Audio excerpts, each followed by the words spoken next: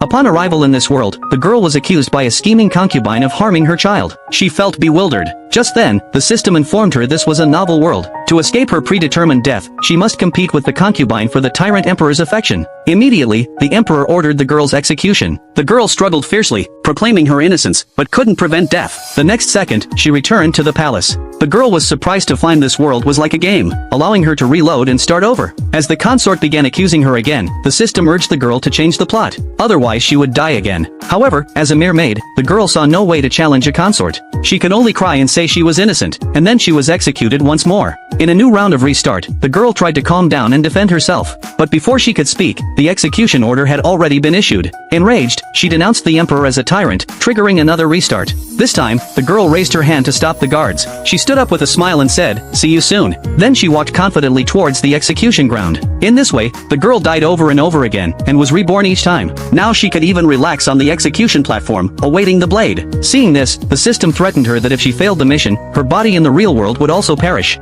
But the girl was no longer afraid of death. She only hoped this world would disappear right away. When the scheming concubine was about to speak, the girl immediately raised her hand and said, "That's right, it was me." Then she pulled out her hairpin and stabbed the scheming concubine hard. She thought this would allow her to complete the mission directly. But the next moment, the girl spat out blood. The system told her that the scheming concubine was the female lead of the novel, and killing her would cause the world to collapse. However, the girl felt extremely excited. It turned out everyone in this world had died with her just now. Without hesitation, she killed the female lead again and again, and then made everyone die with her. After the 20th assassination, the system spoke in a trembling voice, saying she had now become the new female lead. Before the girl could react, a knife suddenly stabbed into her body. It turned out the constant deaths had awakened the emperor's self-awareness. He was tired of being dragged to die with her, but he didn't know if he killed the female lead, he would die too. As the emperor also spat out blood, a new restart arrived. The girl returned to the palace, totally confused. She suddenly noticed that the emperor's gaze on her was extremely terrifying. After the scheming woman finished her lines, the girl habitually pulled out her hairpin. Seeing this, the emperor stood up nervously and ordered her to stop.